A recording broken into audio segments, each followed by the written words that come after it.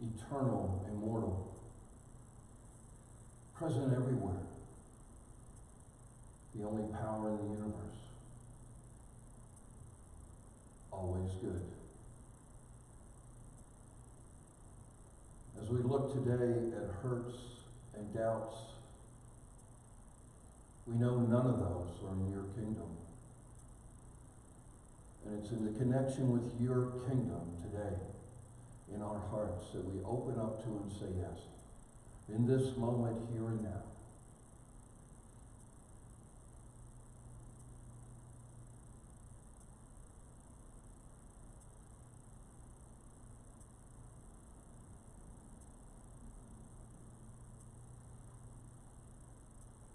And so it is. Amen.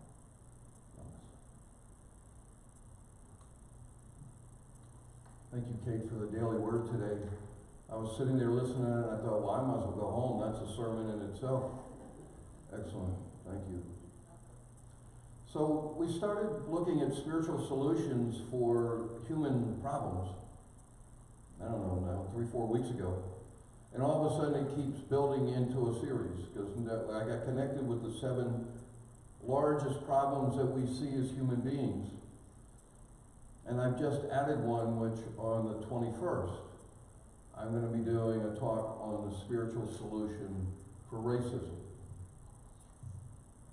which is in front of all of us, not only in this country. Last night I was watching what's happening in Australia and London. It's the whole world. And the cry out is only going to be solved spiritually. We have watched centuries of human trying. Didn't fix anything. So we're going to take a look at that. It's going to be a little, every once in a while I get these little inklings from Spirit that says it's time for you to be holy bold.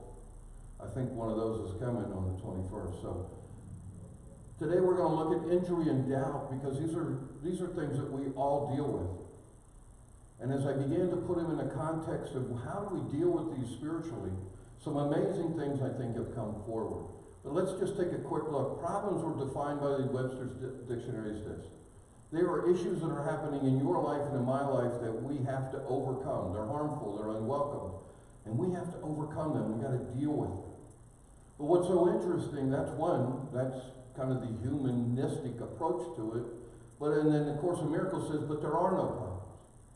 Only if you think you have them. So one of these are true and one is not. One is error belief, one is true. And you and I are the only ones who can choose and decide which one's true for you. I can't decide for you. God can't even decide for you. Because He created you and I with that chooser ability. And a lot of us go through life unconscious that we have the power and the ability to make a choice on these very issues. And we do. And we're seeing more and more people, I love it at Unity Harrisburg, saying, you know what, I have the power to choose. And when I choose, something else starts to happen in my life. So let's go on. We went way back to Patanjali. I had a couple people say to me, I never even heard of him.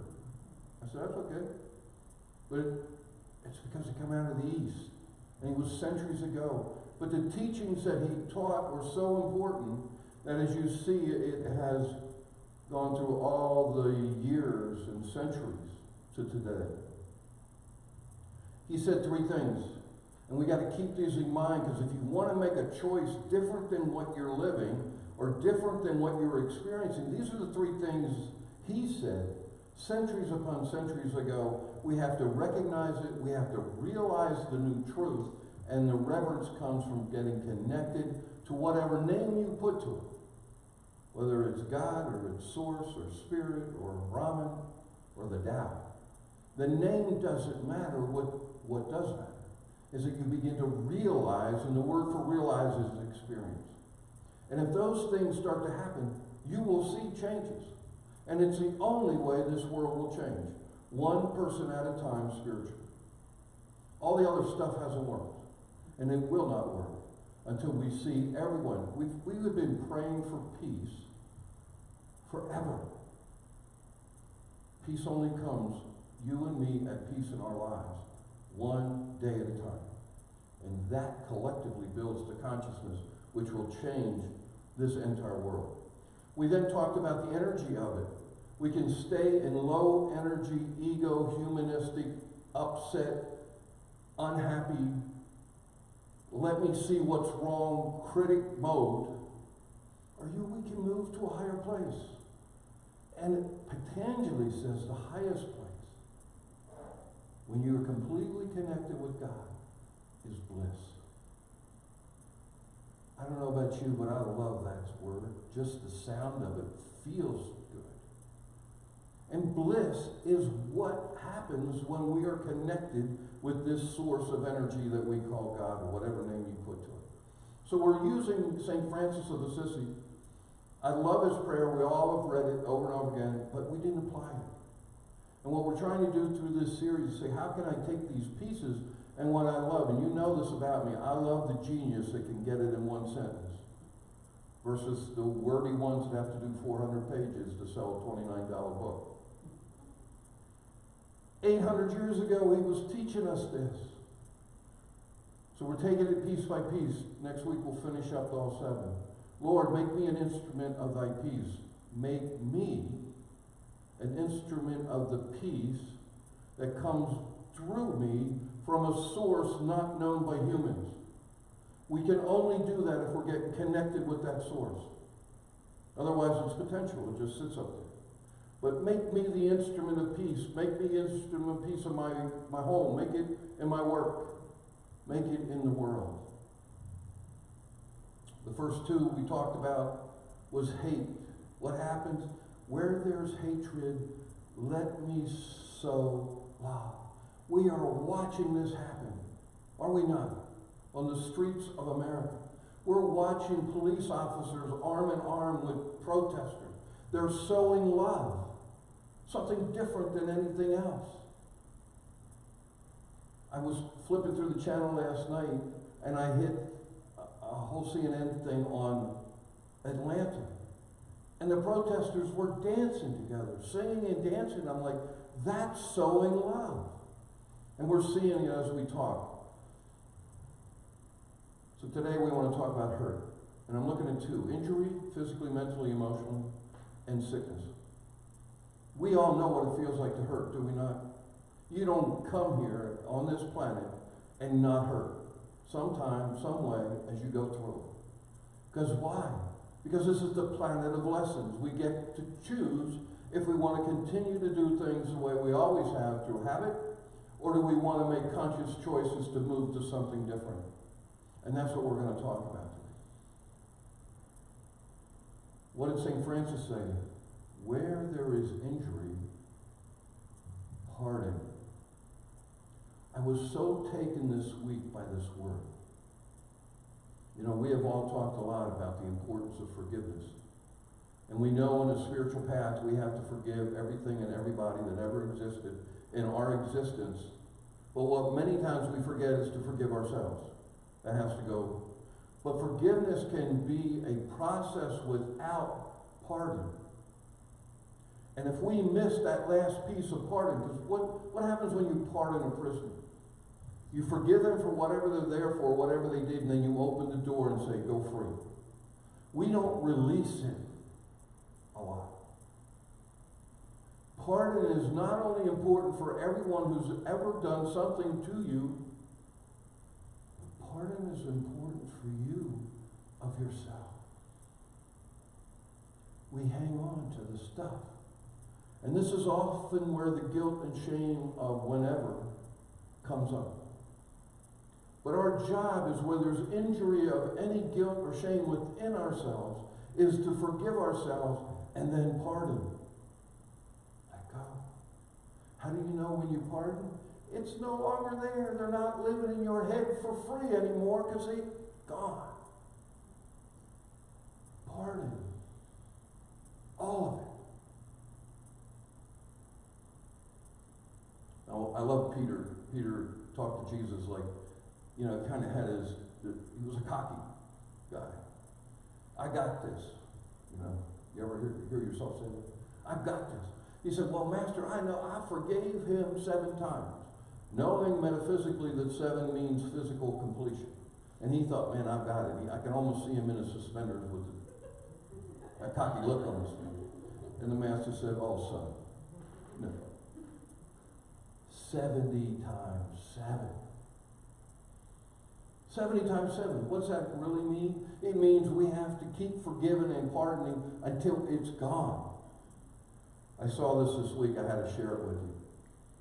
It said 70 times 7, and Peter's over there goes, oh no, not only do I have to forgive my brother, but now I got to do math.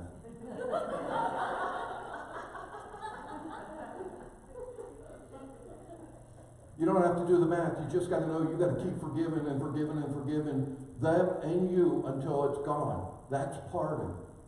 Up until then, you're not finished. You got to release it. You got to let it go. Then you reach pardon. St. Francis was so, I think, so deep in what this, and in one word, he captured what so many of us have missed.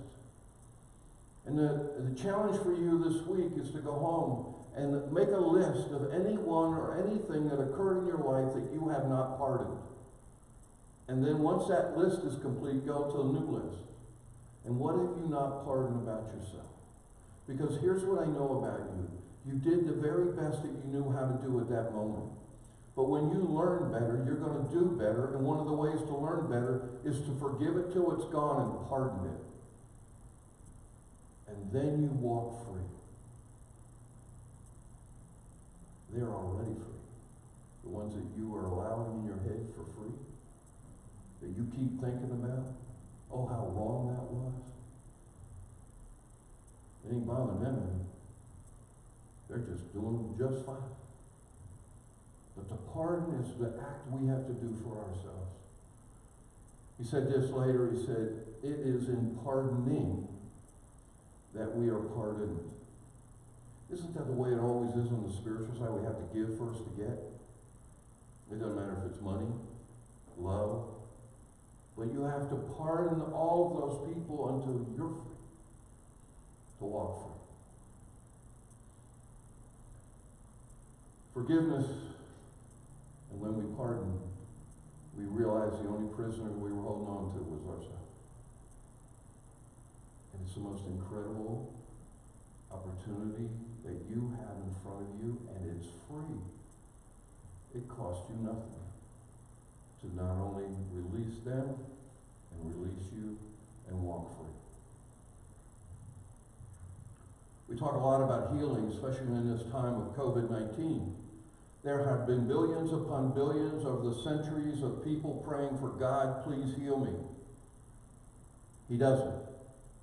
Or she doesn't. Why? Because it doesn't know anything about COVID-19. God is health. God is not COVID-19. I know there's preachers out there preaching that it's a punishment, one of those plagues and things coming from. It's not true. There is no COVID-19 known in the divine. So you can pray that, asking to be healed from anything, and it doesn't occur because it doesn't exist. Why not? Because God is not withholding energy. If I would pray, I don't. If I would pray to God to heal you, that would be my belief that God has been withholding healing from you. I do not believe that. I believe that God is nothing but perfect health. And as you and I align ourselves with that, we become perfect health. I see no withholding in God. All I have to do is walk out in nature, right? Get away from humans making decisions, making choices. No withholding at all. It comes from rejoining to the highest energy we call God, or the divine source. Because its perfection means it's perfect health. And as we rejoin in the presence of that Spirit, we begin to manifest that Spirit through us. Let me be the instrument of health. Carl Jung has been he's helped me along my path. I never, ever thought I'd be a minister. That was the furthest thing from, I was do this, as someone ever said. But I was a life coach in Asheville, North Carolina, and my clients, it was not a business plan, my clients became all severely abused women. And some stories that I can't even repeat today. But it was a whole eye-opener for me that human beings could even be like that to another human being. But I was finding that I had certain ones that just things weren't happening, and I was really digging into what could I bring to the table to help heal. And Carl Jung said, very, very late in his life, that through all my years and all the thousands of people I've seen and I've helped, I've learned one thing. That anyone who's more than 35 or 40 years old cannot transform their lives unless they have a true, real spiritual experience. And I have found that to be true. We can make little changes and then it's back to the old habits. But when he said that, what I love what he says here, religion is a defense against experiencing God. Now we like to point our fingers at other religions, but this is true for unity. We have a whole lot of people have all the quotes and all the affirmations and walk around, and the religion becomes a check. Oh, I got my spiritual thing done today. And they are no closer to a real experience with God than anyone else. Don't let religion be your excuse. Don't let religion stand in your way. Because there's nothing that matters to you and I more than if we are in the presence of this energy and this source. So let's look at healing. Finally, our low, this is my definition, my take. Our low energy thoughts and patterns can create an ulcer. ... anything else you want to put in. But so can we create the chi, the energy to heal. We don't need to pray to God. God doesn't know anything about the ulcer. But we got to stand up and look in the mirror and take personal responsibility that we created it. And when we do that, then we become free to look for the next step to remove it. This is what choice is. This is what free will is. And we like to run from it. We'd rather blame, oh, well, you know what? My mother had it, I had it. We know scientifically that's not true. Heredity doesn't bring it. What brought it is your mother had it. You began to think, well, then I have to have it. And if you do think that, the beauty is you can change it. And you can change it here and now in this moment. Here's some suggestions for sowing pardon. Keep your thoughts on the healing rather than the hurt. See the existence of injury in others as an opportunity to bring forth healing energy. Immerse yourself in healing energy. Take care of the hurting people around you, but do not get entangled in their stuff. They chose to have it. You can choose to love them, nurture them, support them, but not get entangled in the belief system that they chose. It's their journey. Love doesn't mean getting entangled in that stuff. Practice sending healing energy. My beloved, being a Reiki master, sends healing energy all the time. I'm the recipient most of the time, because God knows I need it. But you all can send this healing energy. We've talked about it. When you see someone, see them in your mind's eye, say, I send you love and blessings. Be that instrument of healing energy. Let me be the instrument of healing energy. Let go. We have heard this over and over again to us, a cliche. But how many of us have learned to let go? Let go means untangled. We find so many ways to get entangled in people's stuff. Let go of that, let go of your own, and let the flow be the instrument of that. This is a quote from Wayne Dyer. All our conflicts with others are never between you and them. It's between you and God. Whoa. What does he mean by that? He means in the separation that we have separated ourselves from our divine source, from our Creator, and that we are made in that likeness and image, and we have gotten entangled in the stuff. We have separated. That's the issue. And once we get back to seek first the kingdom, all this other stuff gets taken care of. So let's look at doubt. A lot of it comes from hearing and reading experiences of others. Have we not just experienced this around the world with something called COVID-19? There's 7.7 billion people on the planet today. 6 million experience COVID-19. You can't even figure out what that percentage is, right?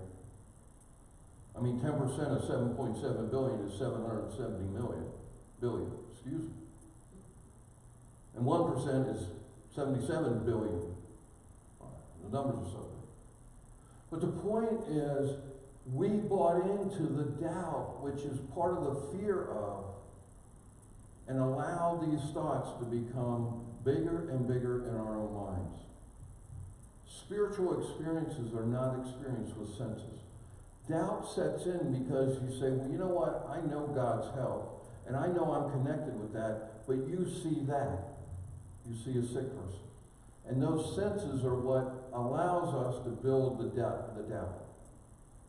And we have to go inside to get the confirmation about that. Doubt is a strategy of our ego. So what is our ego? Our ego is the self that we have created that's separate from our Creator, separate from the divine. What a great way to keep you entangled and engaged with doubt. And I'm going to ask you a question here today. If you answered that question and believed it, there would be no room for you for doubt or me. Doubt is based on fear. When you feel yourself doubting, you want to go behind it to say, what is the fear? And then you're going to be able to find how to get connected with the truth again and get back. Based on the belief in more than one power, duality, separation. Here again, we're going back to Wayne Dyer's quote that all of the stuff that's going on, whether it's hurt or whether it's doubt and fear, is coming from this belief that we are separate. We can never be separated from our Creator. We can only think we are. There is no possibility for you ever be separated. You know, there's a teaching that souls get lost.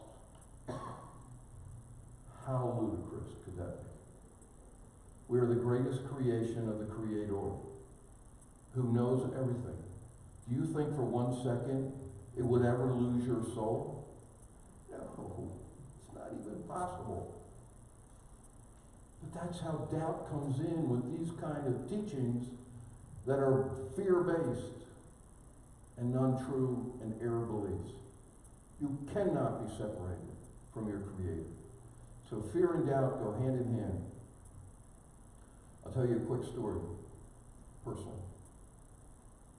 When Jacqueline and I came here 3 years ago, almost, next month, and I remember I was interviewing with the search committee, which Darla Henry was the chairperson of. And her question to me was, well, why do you want to come to Unity Harrisburg? And we had opportunities to go California, Oregon, Florida, wherever. And my answer is very simple, because this is where God said where to go. Now, I got to tell you, there have been many times along the way, in 3 years, I thought maybe God got it wrong, or I heard, or Jacqueline and I, but usually if the two of us hear it, we're probably good. But a couple of months ago, I had someone come to me and say, well, you know the board split 3-3 in trying to get rid of you, and you won't get a new contract. I took that in as a seed of doubt, and it began to grow, and I gave it energy. And I realized at one time, I began to doubt God bringing us here. I began to doubt why in the world I'm even here doing this. Why did I go to ministerial school? The doubt began to grow. Why? Because I kept giving it more sunshine and fertilizer. And it was getting bigger and bigger. It was starting to consume me. And finally one day I said, wait a minute, doubt's connected to fear. What is my fear? My fear is I was going to be out of job and I couldn't take care of my beloved and our puppy. Yeah, it was a true fear. And as I began to look at it, I said, but you're connected to the source. Yeah, I get that, intellectually. But I had to begin to do the work to let go of the doubt and let go of the fear and get reconnected to source. And the light came in, and the light began to grow and grow and grow. And there was no more darkness there. There was no more doubt. And as soon as I understood the fear and got back connected, I know who my source is. I know who brought me here. And if I get to leave here, I know who's taking me out of here. And the fear and the doubt began to dissipate. And I can tell you, I stand here before you today, whatever this day is, June 7th, I have zero doubt. And I have zero fear. But we have to do the work. And you all have these issues in your life different than mine. But when you see doubt, go behind it to find the fear. And as you begin to deal with that fear, you begin to rip it right out of your consciousness. Don't give it to light. Don't give it to fertilizer. Don't give it to water in your emotions and your energy and your time like I was. Weed that sucker out. And let the light come in. Let the source come back. St. Francis said this, where there's doubt, faith. What is faith? Faith is confidence. Faith is trust. What do you trust? In this case, I trust my source. 100%. I don't know where I am a year from now. It's not my job. My job today is to trust 100%. And with trust and faith comes the light. And when the light flows, there's no room for that darkness of fear. Doubt kills more dreams than failure ever will. Doubt stops us all the time. And as you become aware where your doubts come, go to the fears and begin to release them. I love this little picture. Cut off the apostrophe T. From I can't do it to I can do it. I can do it from the power and the strength of Christ that flows through me. I can do anything, is the promise. There's no room for doubt there. This is the other one that comes out of doubt. Am I good enough? Let me tell you the answer to this. Yes, you are good enough. To whatever is yours to do and shows up, you are the perfect child of the Almighty, made out of that raw material of perfection. Unless you buy into the doubt and fear that you're not. Error belief again. We have to release it. In this process I went through, I came upon this a couple months ago, Tagore's quote. And this helped me. You know, every once in a while you just get things that connect with you for whatever reason. It says, faith is the bird that feels the light when the dawn is still dark. Be the bird that feels the light. And watch what happens. Doubt, fear, dissipate. It's the feeling of being separated from God which creates these. Like I said earlier, you cannot be separated. You can only feel like you're separated. And that's that release of those feelings. I have a question for you today. Would you ever fear or doubt if you knew, all caps, that God was your real self? Would there be any room there for fear or doubt? If you truly knew in your DNA, in your bones, that God was your true self. And let me ask it a different way. If you truly knew that God was expressing here and now him or herself as you, there's no room for fear or doubt.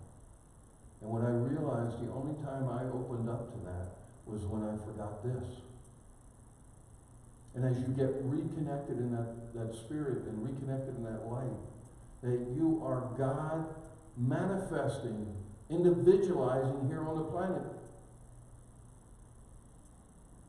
There's no room then for doubt. There's no room for fear. And the promise is forever. This is true. Until the end of time.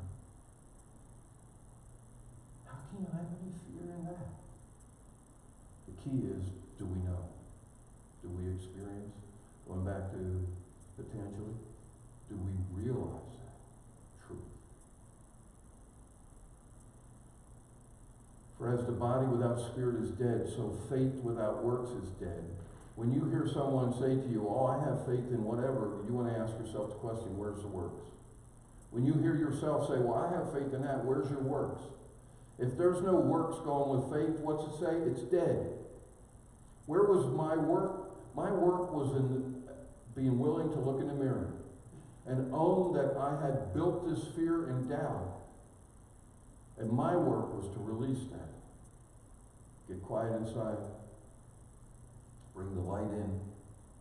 And stay consistent and constant until the fear and the doubt dissipate. You've got to put works with faith. It cannot be words. It cannot be quotes. It cannot be... I mean, there's people who can give you all that. That's not what he's talking about here. He's talking about you've got to put it in action. You've got to have the works to go with it till you make the change. So here's suggestions for sowing faith. Meditate. Move from knowing about God to knowing God. Feeling it, experiencing, realizing, as Patanjali said. Develop a trust in the unknown. We want to use only our senses. Well, I can't trust in that because I can't see it. Well, then you're in trouble. You got to be able to start trusting what you can't see, but you can feel. Or you can see with your spiritual eyes, or your intuition, you know what it feels like. But if you're going to only use your senses, you will be locked in the prison of your senses. Develop your personal practice to experience, to realize the presence, the perfection that's within you, but only as potential until you consciously connect every day. Affirm your faith, not our doubts. It's so easy to get locked into the doubts and the fear, right? It's much easier to send Facebook pictures or tweet about fear stuff. And you'll probably get more likes and loves. No, don't do it. Send your faith. Send your beliefs in what's good. Because you are going to make a difference to one person maybe. But that's how we all become the light to the world and make a change. Refuse to think about problems. They don't exist. Why spend time on them? As much as possible, keep your faith in God a private matter. Secret, silent, and sacred. Let it bubble up from within. So they come to you and say, I don't know what's going on, but I'm seeing something different. Tell me about it. You're in a different place. Breathe in God. The air is God, right? Omnipresent. How many of us just breathe all day long and never think about, well, I'm breathing in God. I'm breathing in perfection. I'm breathing in the source of spirit. Breathe in and breathe out the troubles. Breathe out the doubt. Breathe out the fears. William Blake said this, if the sun and the moon should ever doubt, they immediately go out. Don't let doubt take out your light. And it comes, get rid of it so that you can continue to shine bright. There's a difference between knowing the path and walking the path. Walk the path this way. Have no room for doubt, no room for fear. Pardon all the hurts so that you can walk free. Rumi says this, there is a voice without words. Listen. Listen to that voice. Let's go to stillness with you. As Kate gets ready with the music, just take a couple deep cleansing breaths. Breathe in God. Breathe out hurts. Breathe out doubts and fears.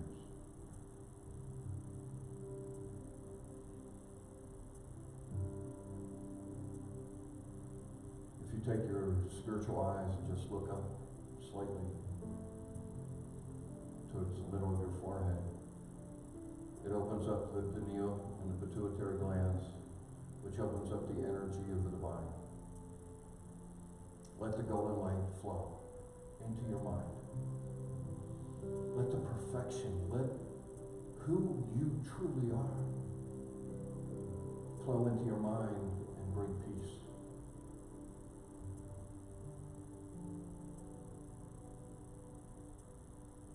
A couple times a day you want to feel this. Keeps you centered, it keeps you realizing the truth. And feel that energy flow to your heart, opening up your heart to the divine love. Not human love that's conditional, this is unconditional. You are loved. Feel it.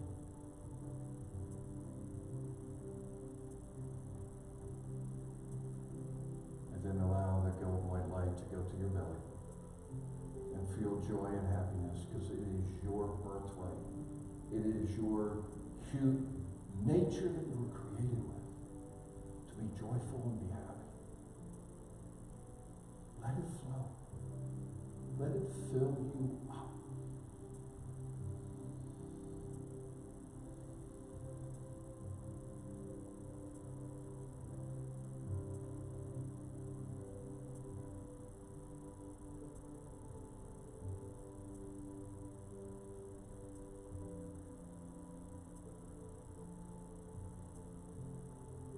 Back to this feeling many times this week. It's who you are.